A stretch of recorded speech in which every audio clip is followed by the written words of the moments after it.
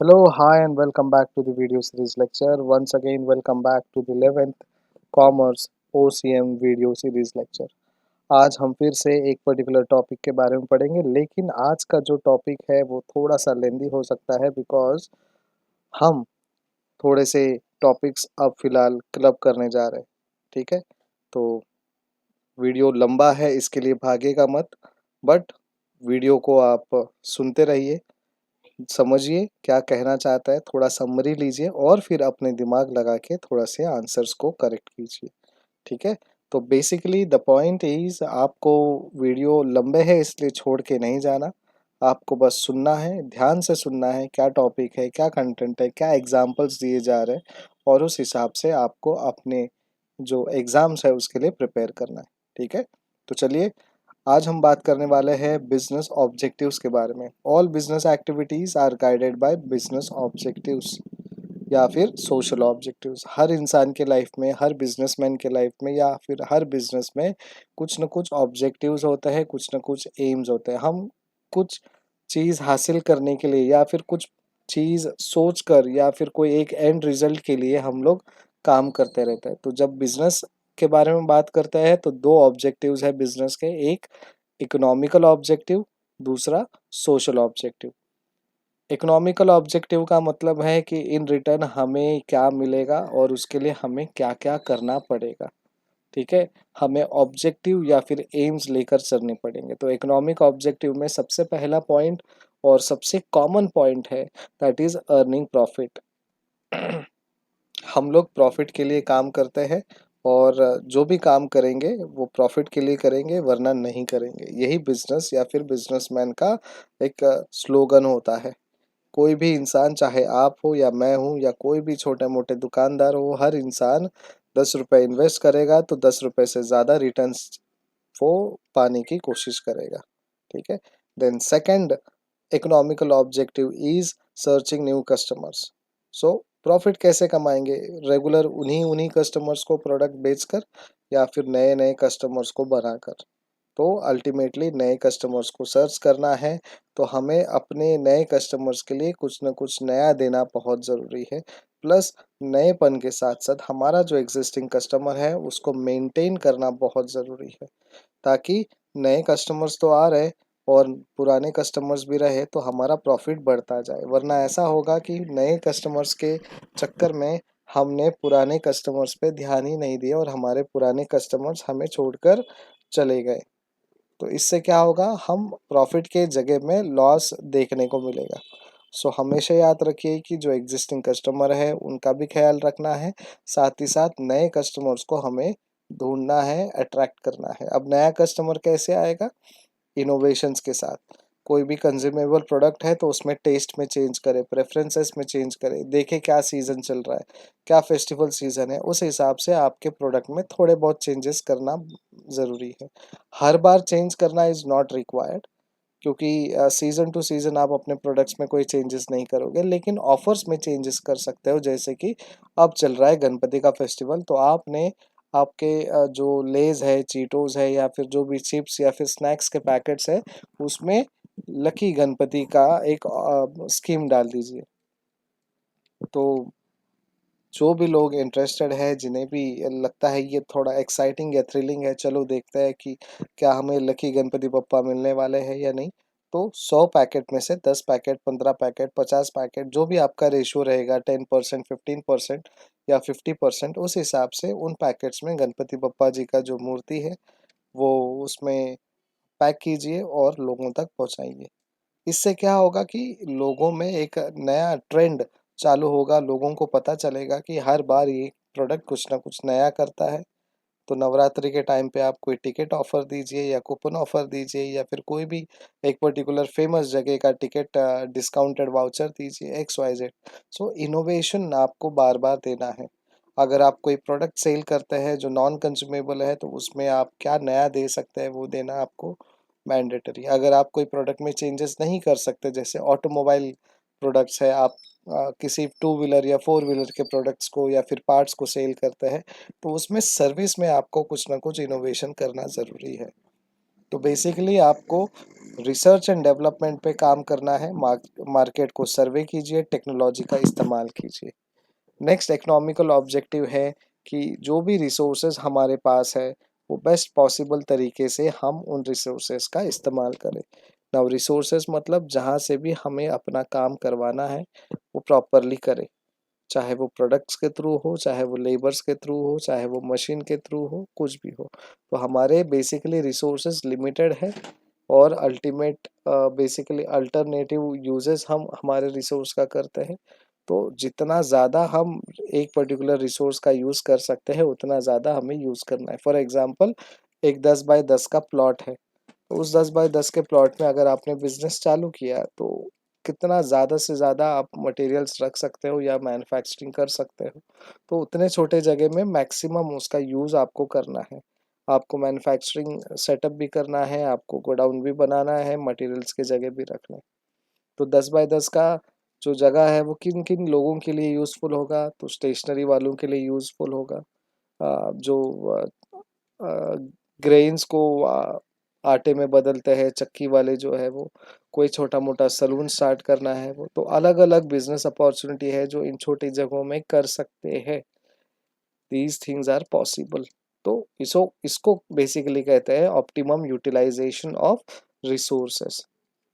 तो ये हमें करना है जिसके वजह से हमारा प्रॉफिट ज़्यादा हो सकता है। Now let us come to the social objective. Whenever we talk about business, we never talk only about earning money. We always talk about giving it back to the society. तो जब social objective हम रखते हैं तो इसका मतलब ये है कि हम जो प्रॉफिट अर्न कर रहे हैं उसमें ज़्यादा से ज़्यादा कंट्रीब्यूशन हमारे कस्टमर्स का हो। और कस्टमर्स के लिए हमें क्या क्या करना है, तो हमारे सोशल ऑब्जेक्टिव्स फॉलो करना है। Number one, supplying quality product. जितना अच्छा क्वालिटी का प्रोडक्ट आप प्रोवाइड करोगे उतना आपके कस्टमर आपके प्रोडक्ट को बार बार खरीदेंगे। जैसे कि हम रहते हैं मुंबई के नज़दीक और यहाँ पे उल्लासनगर बहुत नज़दीक है, तो उल्लासनगर में भी कैडबरी के प्रोडक्ट्स बनते हैं। जब आप वो प्रोडक्ट कैडबरी पैकेट के प्रोडक्ट कंज्यूम करते हो तो आपको प्योरली समझ में आता है कि ये ओरिजिनल है या डुप्लीकेट है। क्यों? क्योंकि उसका टेस्ट, उसका जो टेक्सचर, उसके अंदर जो मटेरियल यूज़ किया है वो लो क्वालिटी का होता है।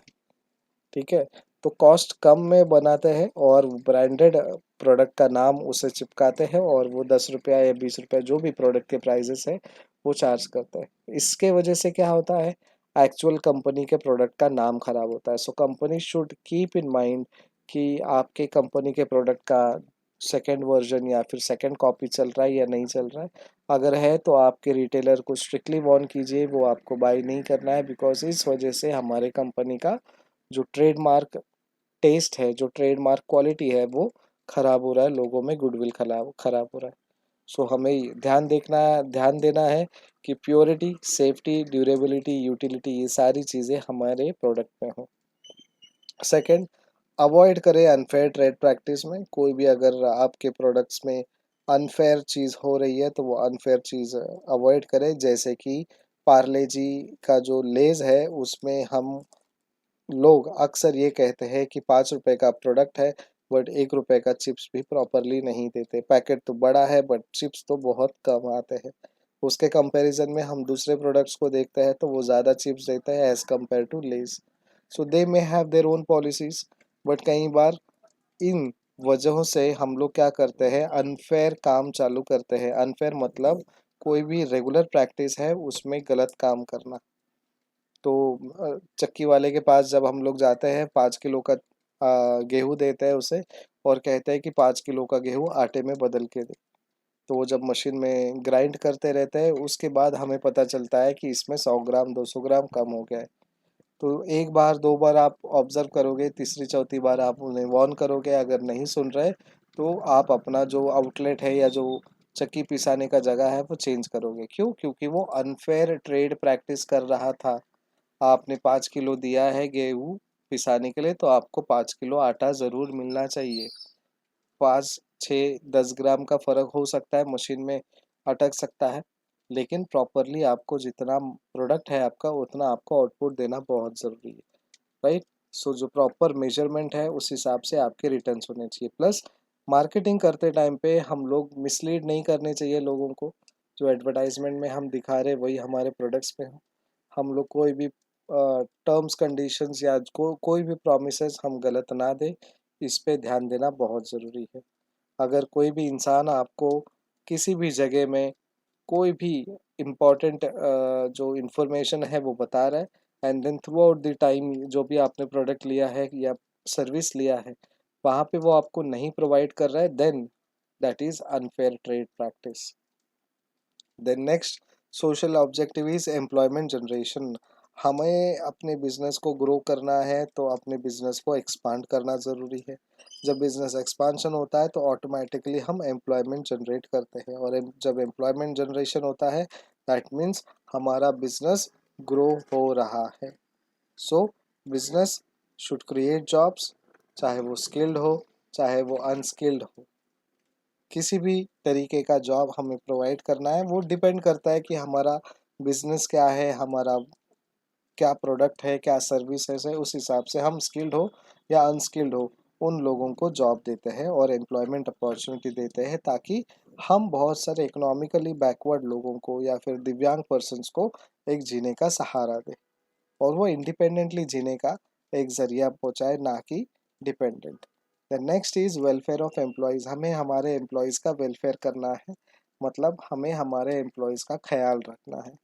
सोसाइटी में वो कैसे रहते हैं हमारे ऑर्गेनाइजेशन में भी वैसे ही इज्जत के साथ वो रहे।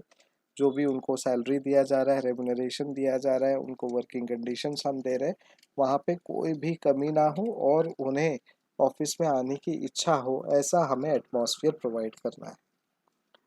Next is help to solve social problem. हमें जितनी ज़्यादा हो सके उतना ज़्यादा सोशली एक्टिव होना है, लोगों के प्रॉब्लम्स को, सोसाइटी के प्रॉब्लम्स को सॉल्व करना है। अगर आपके इलाके में ट्रैफिक जैम ज़्यादा हो रहा है तो वहाँ पे प्रॉपर सिग्नल सिस्टम बिठाएं। आपके एरिया में या फिर इंडस्ट्रियल एरिया में स्लम ज़्यादा हो रहा है तो वो स्लम्स को भी स्ट्रक्चरली कैसे आप अवॉइड कर सकते हैं वो ध्यान देना है, और वो स्लमी जो लोग हैं उनको कहाँ रीलोकेट कर सकते हैं वो प्रॉपरली रीलोकेट करना है। आपके एरिया में या फिर आपके सिटी में या आपके स्टेट में एयर या वाटर पोल्यूशन के इश्यूज़ है तो उसमें आपका कंट्रीब्यूशन क्या होगा, किस तरीके से आप उसमें मदद कर सकते हो, ये सब आपको सोचना है। तो बेसिकली हमें अवेयर रहना है कि लोगों को किस चीज़ की मदद चाहिए और वो मदद हमें पहुंचानी है, या फिर लोगों को कौन सी चीज़ों की प्रॉब्लम्स है वो प्रॉब्लम का सलूशन हमें बनना है। ठीक है। जैसे कि अगर आपके इलाके में एक पर्टिकुलर जगह में बहुत ज़्यादा बारिश की वजह से पानी रुक गया है और एक बाढ़ के सिचुएशन में बदल गया है, तो कंपनी के नाते आपको वहाँ पे लाइफ जैकेट्स देना है, लोगों को खाना प्रोवाइड करना है। जो गवर्नमेंट कर रही है उसमें आपका थोड़ा बहुत हाथ पार लगा होना चाहिए, या गवर्नमेंट को जो प्रॉपर्टीज़ चाहिए, जो टेक्निकलिटीज़ चाहिए, वो टेक्निकलिटीज़ आपको प्रोवाइड करके देनी चाहिए अगर आप उसमें काम करते हो तो। ठीक है। तो सोशल प्रॉब्लम्स को सॉल्व आपको करना है। Then contributing to the welfare of the society. Society के भी वेलफेयर में आपको कंट्रीब्यूशन करना है। बहुत सारे जगहों में कॉजेस में आपको डोनेशन देना है, स्कॉलरशिप्स प्रोवाइड करना है। ऐसे अलग अलग काम करेंगे तो आपके सोशल ऑब्जेक्टिव्स के थ्रू आप अपने बिजनेस को आगे बढ़ाएंगे।